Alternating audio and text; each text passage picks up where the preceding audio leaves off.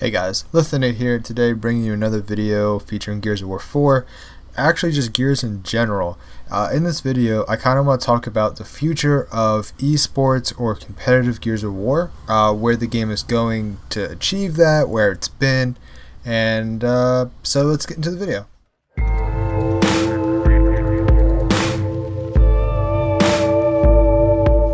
So first off, let me state in this video is purely my opinion and how I feel about Gears and their history, from being picked up in MLG in 2006 to being dropped by MLG in 2007 with Gears of War 2 a year into the season, to ESL picking it up for Gears of War Ultimate Edition, to now MLG picking it back up for Gears of War 4, all the hyper tournaments in between there. Gears has had a crazy esports history and hopefully a optimistic esports future. So you could tell that Gears really wants to be in the center of the esports scene, which I feel is a really good place to be. If you're a game that is a AAA title, a launch point for Microsoft, a launch point for a huge gaming console, you need to be, the poster child for competitive gaming.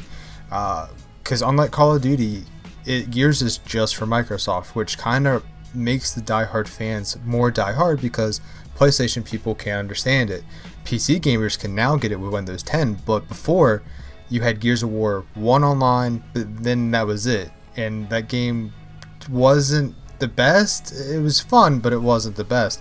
So now Gears being on Windows 10 and Xbox One, and having the Xbox One S, the first ever One S being a Gears theme one, with all the new stuff that they're making, you can tell that Gears is really trying to be center of attention, like here's who we are.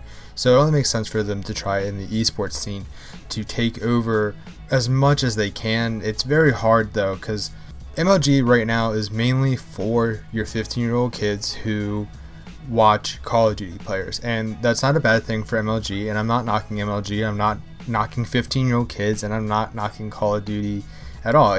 But that's how it is. MLG became this really weird joke recently, where it's just 15-year-old tryhard kids, and I feel that for Gears to make this center of attention, or try to take the center of attention, is good. And the odds of us seeing a Gears of War Pro player doing a Hot Pockets commercial will probably never happen, and I wish it did, man. I really wish it did. But now you see Call of Duty professional players doing Hot Pocket commercials and having these thriving YouTube careers, because it's what they're known by. Because these big sponsor teams, these energy drinks and these professional foods, and I mean not professional foods, but these food companies are just giving the money out because they know that they can market Call of Duty. And it used to be like that for Gears back in 2006. Gears had a market, but it wasn't as big as it is now.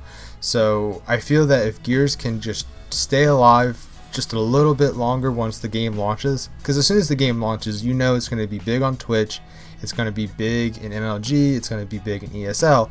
So it's going to create a stir. It's going to create let's check out Gears. But the issue is, once again, Gears is on Xbox, so people on PlayStation would have to go buy an Xbox, and that's kind of a bit much. And plus, Gears isn't something that you can just jump right into and play without losing. And it takes a little bit of skill, a little bit of practice to get good at Gears. And I hate saying get good, but there is a high skill cap for Gears of War players, which makes people who play Gears really excited to watch professionals. I remember when Gears 2 was in MLG, I would just wait for tournaments to go live on MLG TV, or actually at the time it was like Justin TV, and I would watch these games. And I remember that you would pick up ink grenades and you would throw it in different spots, and I was like, oh my god, I never thought about doing that, I need to try that now. And I would go into competitive games or into quick play and play a Warzone match and try these new ink strategies I saw these professional players use, and it's just exciting. But to someone like my brother, who isn't really big into Gears, to him it was like just kind of boring. Like, it was fun to watch, but he didn't understand why we were getting hyped, why me and my friends were getting so hyped about what was going on. So I guess that's the issue with Gears in esports, is that it's not a market for everybody, and hopefully it doesn't get taken out a year into Gears of War 4. Hopefully that people see, wow, okay, Gears can actually make it, and it can be something fun to watch that everybody can enjoy as a competitive game. So what do you guys think? Do you agree or disagree with what I said? Comment below your opinions, and we can just have a civil conversation about that. And thank you guys so much for tuning in and checking out this video. The first video I did has such fantastic feedback that I just wanted to make the video as quick as I could. So if you like what I'm doing, hit like on this video. If you're new here, hit subscribe. I hate doing that stuff, but it lets me know that what I'm making is something you guys enjoy, and I'll keep putting out the content the best that I can. So until then, guys, I will see you next time.